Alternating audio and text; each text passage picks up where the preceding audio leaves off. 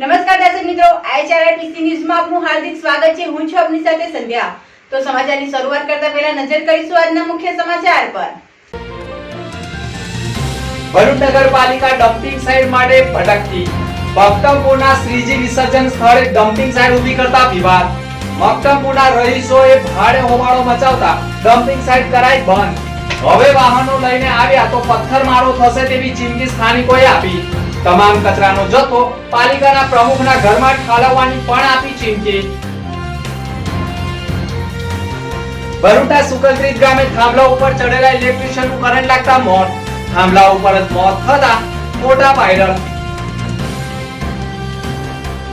Vagra સાયખાની સંજોપિન industries દ્વારા બખોલું પાડી chemical યુક્ત પાણી છોડાયું હોવાનો આરોપ। જીપીસીબીએ પાણીના સેમ્પલો લીધા।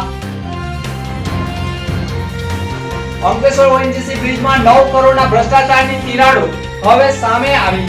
સ્થાનિકોએ પણ દિવાલ ધસી પડે તેવા ભય વચ્ચે હોબાળો મચાવ્યો। તાજેતરમાં સાયખા જીઆઈડીસીની સંજોપિન ઇન્ડસ્ટ્રીઝ દ્વારા પર્યાવરણ કાયદાના નિયમોની 80 કી 83 કરીને કેમિકલ યુક્ત પાણી જાહેરમાં ઠાલવી દેવાની ઘટના બનતા ભરૂચ જિલ્લામાં હડકંપ મચી જવા પામ્યો છે। અહેવાલો મુજબ સાયખા જીઆઈડીસી સ્થિત સંજોપિન ઇન્ડસ્ટ્રીઝ દ્વારા શુક્રવારના રોજ દિવાલમાં બાકોળું પાડીને માનવ, પશુ, જળચર અને પર્યાવરણ માટે હાનિકારક એવા કેમિકલ યુક્ત પાણીના મોટા જથ્થાને જાહેરમાં ઠાલવી દઈ પર્યાવરણને ગંભીર પ્રકારનું નુકસાન પહોંચાડ્યું છે। ધોળા દિવસે ટ્રીટમેન્ટ વગરનું કેમિકલ રસાયણયુક્ત પાણી બહાર ઉલેચી નાખતા જમીનમાં ઝેરીલા પદાર્થો ફેલાઈ ગયા છે, જેના લોકોના તથા પશુ પક્ષીઓના આરોગ્ય માટે જોખમકારક સાબિત થયું છે। આ અંગે જાગૃત નાગરિક દ્વારા જીપીસીબીને જાણ કરતા જીપીસીબી ભરૂચ ડિવિઝનના આરઓ કિશોરસિંહ વાઘમસિંહે પણ તાત્કાલિક ઘટના સ્થળે પહોંચી ટીમ સાથે તાત્કાલિક નમૂના લઈને કાર્યવાહી શરૂ કરી છે। તેમણે જવાબદારો સામે પગલાં લેવામાં આવશે તેવી બાહેધરી પણ આપી છે। પણ ભરૂચ જિલ્લાના ઉદ્યોગો ચોમાસાનો લાભ લઈ વરસાદી કાંસમાં કેમિકલ યુક્ત પ્રવાહ છોડી રહ્યા હોવાનું યથાવત રહ્યું છે। મુંબઈથી સ્ટેચ્યુ ઓફ યુનિટી સાયકલ યાત્રા પર નીકળેલા સાયકલિસ્ટ ઉમેશ પટેલ તેમના સાયકલિંગ ગ્રુપ સાથે ભરૂચ જિલ્લામાં આવી પહોંચતા ભરૂચ જિલ્લાના સાયકલિસ્ટ નિલેશ ચૌહાણ તથા શ્વેતા વ્યાસ સાથે ઔપચારિક મુલાકાત લીધી હતી। આ મુલાકાત દરમિયાન ઉમેશ પટેલે કહ્યું હતું કે તેમની આ સાયકલ યાત્રાનો મુખ્ય ઉદ્દેશ લોકોમાં સાયકલિંગ પ્રત્યે જાગૃતિ લાવવા તથા લોકોમાં વધુ સાયકલનો ઉપયોગ કરી પોલ્યુશન ફ્રી ઇન્ડિયા તથા ફિટ ઇન્ડિયા હિટ ઇન્ડિયા અભિયાનમાં જોડાયેલા રહે તથા સ્વાસ્થ્ય પ્રત્યે જાગૃતિ લાવવા માટેનું છે। સાયકલિસ્ટ ઉમેશ પટેલ 5 એપ્રિલ 2021 થી સતત દરરોજના 100 કિમી સાયકલિંગ કરી રહ્યા છે। આજે આ તેમની 1209મી 100 કિમી સાયકલિંગની રાઇડ છે। આ દરમિયાન તેમણે એક પણ દિવસ ગેપ નથી પાડ્યો। 5 એપ્રિલ 2021 થી આજ સુધીમાં ઉમેશભાઈ પટેલે 1,40,000 કિલોમીટરની સાયકલિંગ કરી ચૂક્યા છે તથા ઇન્ડિયા બુક ઓફ રેકોર્ડ 2023માં સમાવેશ થાય છે। ઉમેશભાઈ સાથીના સાયકલિસ્ટ રેયાન સેરારાવને પણ મનાલી લેહ ખારડુગા જે સાયકલિંગ માટે સૌથી ટફ સાયકલિંગ રૂટ મનાવવામાં આવે છે, જે સફળતાપૂર્વક પૂર્ણ કરેલ છે અને એમની સાથે જોનભાઈ તથા એન્થની પીટરભાઈ પણ 200 થી 600 કિમી સતત સાયકલિંગ કરી એસઆરનું ટાઇટલ મેળવ્યું છે। અંકલેશ્વર ઓએનજીસી બ્રિજની મરામત માટે અંકલેશ્વર વાસીઓએ 1 વર્ષ સુધી હાલાકી ભોગવવી પડી હતી અને બ્રિજની કામગીરી પૂર્ણ થયો હોવાનું કહી બ્રિજને વાહન વ્યવહાર માટે 90 દિવસ પહેલા જ ખુલ્લો મૂકવામાં આવ્યો હતો અને પ્રથમ ચોમાસામાં 9 કરોડનો તૈયાર થયેલો બ્રિજ મુખ્ય માર્ગ ઉપર મસ્ત મોટા ભૂવા સાથે પ્રોટેક્શન દિવાલોમાં તિરાડો સાથે પુરાણ કરેલા મેટલો બેસી જતા મોટો ભ્રષ્ટાચાર થયો હોવાના આક્ષેપ સાથે કૌભાંડની બૂમ ઉઠી છે। આખરે ઓએનજીસી બ્રિજ મજબૂત અને ફિટનેસનું સર્ટિફિકેટ કયા અધિકારી આપ્યું તેવા સવાલો ઊભા થયા છે। અધિકારીઓની લાપરવાહીના કારણે પણ કોન્ટ્રાક્ટરને છાવરવામાં આવતો હોય તેમ લોકોમાં ચર્ચાઈ રહ્યું છે। સાથે ઓએનજીસી બ્રિજમાં 9 કરોડનું આંધણ કર્યા બાદ પણ કેટલો ટકશે તેવા સવાલો ઊભા થતા હાલ તો તિરાડોમાંથી નીકળતું વરસાદી પાણી અને પિલ્લરોના ધોવાણ ધસી પડે તેવા આક્ષેપ સાથે કોઈનો જીવ જાય તો જવાબદાર કોણ? પરંતુ બ્રિજ બનાવવામાં મોટું કૌભાંડ થયું હોય તેવું નરી આંખે દેખાઈ રહ્યું હોવાનું સ્થાનિકો આક્ષેપ કરી રહ્યા છે। માતૃભાષા ગૌરવ પ્રતિષ્ઠાન સંસ્થાન ભરૂચ જિલ્લા શિક્ષણ અધિકારી કચેરી અને નારાયણ વિદ્યા વિહારના સંયુક્ત ઉપક્રમે 27મી જુલાઈના રોજ વિસરાતી જતી કલા આખ્યાન માણના સથવારે કાર્યક્રમનું આયોજન કરવામાં આવ્યું હતું. પંડિત ઓમકારનાથ ઠાકોર કલા ભવન હોલમાં યોજાયેલા કાર્યક્રમમાં તળાજાના સુખ્યાત વ્યાકરણવિદ, કવિ, વાર્તાકાર અને આખ્યાનના કલાકાર એવા ગુજરાત રાજ્યના એકમાત્ર માણ ભટ્ટ ઉમાકાંત રાજ્યગુરુ પોતાની મધુર રસભર વાણીમાં કુંવરબાઈનું મામેરું આખ્યાનું રસપાન કરાવ્યું હતું. આ કાર્યક્રમમાં શુભારંભે ભરૂચ જિલ્લા વિકાસ અધિકારી PR જોશી, માતૃભાષા ગૌરવ પ્રતિષ્ઠાન સંસ્થાના ઉપાધ્યક્ષ ડોક્ટર મહેશ ઠાકોર ઉપસ્થિત રહી કાર્યક્રમની શોભા વધારી હતી. સંપૂર્ણ કાર્યક્રમની માહિતી આપી હતી. ભરૂચ શહેરમાં અનેક સ્થળોએ વરસાદી પાણી સાથે ગટરો ઉભરાતી હોવાની ફરિયાદો મળી રહી છે. ત્યારે ભરૂચના કસક વિસ્તારમાં આવી જ કાંસના ગંદા પાણી ઉભરાઈ રહ્યા હોવાના દ્રશ્યો જોવા મળ્યા હતા. આ જ કાંસમાં ભરૂચ નગરપાલિકાનો ટેમ્પો ફસાઈ જતા ઉલટાચોળ કોટવાલ કોદાટે જેવો ઘાટ ઊભો થઈ ગયો હતો.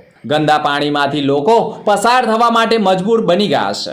ભરૂચના પૂર્વપટ્ટી વિસ્તારના અંગારેશ્વર ગામે રહેતા અરવિંદ વસાવા ઇલેક્ટ્રિશિયનનું કામ કરે છે અને સુકલત્રીજની જાત્રામાં પ્લોટ નજીક એક સિમેન્ટના થાંભલા ઉપર ચડ્યા હતા અને વાયરિંગની મરામત કરી રહ્યા હતા. તે દરમિયાન જ 11,000 વોલ્ટેજ ધરાવતી લાઇન પકડી લેતા કરંટ લાગ્યો હતો અને તેઓ થાંભલા ઉપર જ કરંટ લાગતા મોતને ભેટતા તેમનો મૃતદેહ પણ થાંભલા ઉપર જ લટકી પડ્યો હતો, જેના કારણે આજુબાજુના લોકો પણ એકત્ર થઈ ગયા હતા. ચોમાસાની સિઝનમાં કોઈ પણ ઇલેક્ટ્રિશિયન થાંભલા ઉપરની ચાલુ લાઈન હોય અને મરામત માટે ચડી જતા હોય છે, ત્યારે તેમના માટે પણ આ કિસ્સો લાલબત્તી સમાન માનવામાં આવે છે. ભરૂચ નગરપાલિકા નગરજનોને રોગચાળામાં ધકેલવાનું કૃત્ય કરી રહી હોવાનો આરોપ લાગ્યો છે.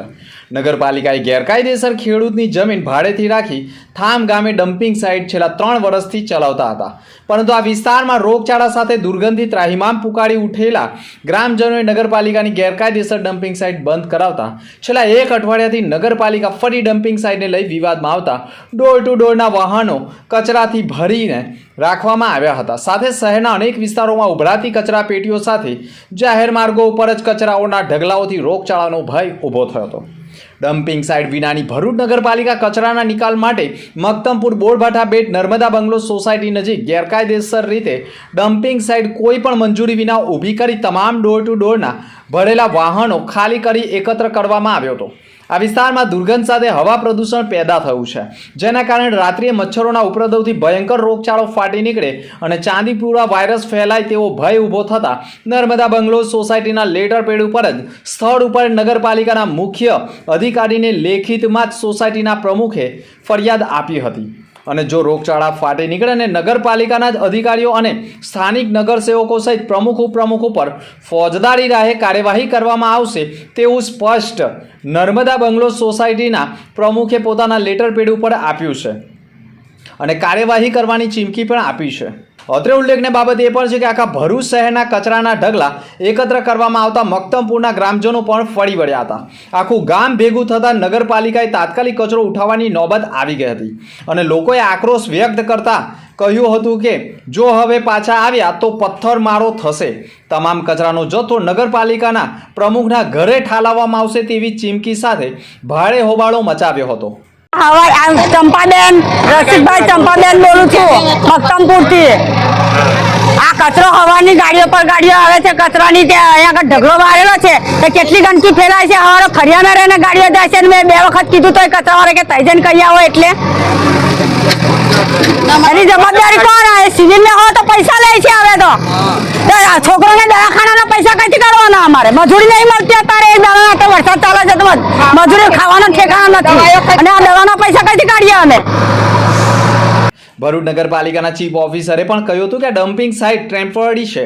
ડોર ટુ ડોરના વાહનોના કચરાને એકત્ર કરી અન્ય મોટા વાહનોમાં ભરી અંકલેશ્વર GIDCમાં નિકાલ કરવામાં આવ્યો છે અને આ સ્થળે સતત દવાનો છંટકાવ અને પાવડરનો છંટકાવ કરવામાં આવ્યો છે તેમ કહી લૂલો બચાવ કર્યો હતો. અત્યારે આપ જોઈ રહ્યા છો એ પ્રમાણે અહીં પ્રાઇમરી ડમ્પિંગ સાઇટ ઉપર નાખી રહી છે અને હાથો હાથે કચરો ભરવડાઈ અને નગરપાલિકાએ જે પ્રોસેસિંગ પ્લાન્ટ નક્કી કરેલો છે GIDC અંકલેશ્વરમાં ત્યાં અમે મોકલી રહેલ છીએ અને આ કચરો કોઈ કાયમી ધોરણે નાખવાની કોઈ જોગવાઈ નથી, પરંતુ વૈકલ્પિક વ્યવસ્થાના ભાગરૂપે પ્રાઇમરી કલેક્શન સેન્ટર તરીકે અહીં કચરો અમે અત્યારે નાની ગાડીઓ અમારી ખાલી થઈ અને હાથોહાથ મોટી ગાડીઓમાં ભરાઈ અને બહાર જઈ રહેલ છે અને સાંજે આ જગ્યાએ કોઈ કચરો ના રહે અને એ જગ્યાએ વ્યવસ્થિત રીતે સફાઈ કરી દવા છંટકાવ પણ અમે કરવાના છીએ. 2 થી 3 દિવસ માટે આ વૈકલ્પિક વ્યવસ્થા અહીં કરી છે. ત્યાર પછી અમે વ્યવસ્થિત જગ્યા જોઈ અને ત્યાં અમારું પ્રાઇમરી કલેક્શન સેન્ટર પણ ઊભું કરવા વિચારી રહ્યા છીએ. પરંતુ બપોર પછી પણ સમગ્ર વિસ્તારના લોકોએ ડમ્પિંગ સાઇટ ઉપર ભારે હોબાળો મચાવતા તંત્ર દોડતું થઈ ગયું હતું. નગરપાલિકા પાસે ડમ્પિંગ સાઇટ માટે જગ્યા ન મળતી હોય તેવું માનવામાં આવે છે. સવાલ એ પણ છે કે ભરૂચ નગરપાલિકાની શાખાની જે ડમ્પિંગ સાઇટ છે તેમાં કયા નેતાની આ જમીન ઉપર દાનત છે તેવા સવાલ ઊભા થઈ ગયા છે. 1 કરોડ ઉપરાંતના ખર્ચે તૈયાર થયેલા પ્લાન્ટમાં આખરે કેમ ડમ્પિંગ સાઇટ ચાલતી નથી તેવા સવાલો ઊભા થઈ ગયા છે. પરંતુ જો હવે કચરો મક્તમપુર વિસ્તારમાં નાખવામાં આવ્યો તો વાતાવરણ દોડાય તેવો આક્ષેપ પણ સ્થાનિકો કરી રહ્યા છે. મારું નામ જ્યોત્સનાબેન વિજયભાઈ વસાવા છે. અમે મક્તમપુર ગામના રહેવાસી છે. આ લોકોએ કોઈની પણ પરવાનગી લીધા વગર અહીંયા ડમ્પિંગ બનાવી દીધું છે. અમે જે જગ્યા પર ગણપતિ વિસર્જન થાય છે ત્યાં આ લોકોએ કચરાનું ડમ્પિંગ બનાવી દીધું છે. હવે અહીંયા આગળ અત્યારે બીમારી રોગચાળો ફાટી નીકળ્યો છે. એની જવાબદારી અત્યારે કોણ લેશે? એમાં કોઈનો જીવ જોખમ થાય રાખવામાં આવશે કે નહીં? ને જો અહીંયા આગળથી આ કચરો કલાક સુધીમાં કે 2 કલાક સુધીમાં પણ ઉઠાવવામાં નહીં આવે તો અમે આ કચરો ભરી ને પ્રમુખ જે નગરપાલિકાના પ્રમુખ છે તેના ઘરે રાખવા જઈશું ને નગરપાલિકાએ ઢગલો ખાલવા જઈશું. અંતમાં ફરી એક નજર આજના મુખ્ય સમાચાર પર. ભરૂચ નગરપાલિકા ડમ્પિંગ સાઇટ માટે ભટકતી. મક્તમપુરના શ્રીજી વિસર્જન સ્થળે ડમ્પિંગ સાઇટ ઊભી કરતા વિવાદ. મક્તમપુરના રહીશોએ ભારે હોબાળો મચાવતા ડમ્પિંગ સાઇટ કરાઈ બંધ. હવે વાહનો લઈને આવ્યા તો પથ્થરમારો થશે તેવી ચીમકી સ્થાનિકોએ આપી. તમામ કચરાનો જથ્થો પાલિકાના પ્રમુખના ઘરમાં ઠાલવવાની પણ આપી ચીમકી. ભરૂચના સુકલત્રીજ ગામે થાંભલા ઉપર ચડેલા ઇલેક્ટ્રિશિયનનું કરંટ લાગતા મોત. થાંભલા ઉપર જ મોત થતા ફોટા વાયરલ. વાગરા શાખાની સંજોપિન ઇન્ડસ્ટ્રીઝ દ્વારા બફોલું પાડી કેમિકલ યુક્ત પાણી છોડાયું હોવાનો આરોપ. જીપીસીબીએ પાણીના સેમ્પલો લીધા. અંકલેશ્વર ઓએનજીસી બ્રિજમાં 9 કરોડના ભ્રષ્ટાચારની તિરાડો હવે સામે આવી. સ્થાનિકોએ પણ દિવાલ ધસી પડે તેવા ભય વચ્ચે હોબાળો મચાવ્યો. તો આ હતા અત્યાર સુધીના સમાચાર. નવા સમાચાર સાથે ફરી મળીશું. નમસ્કાર.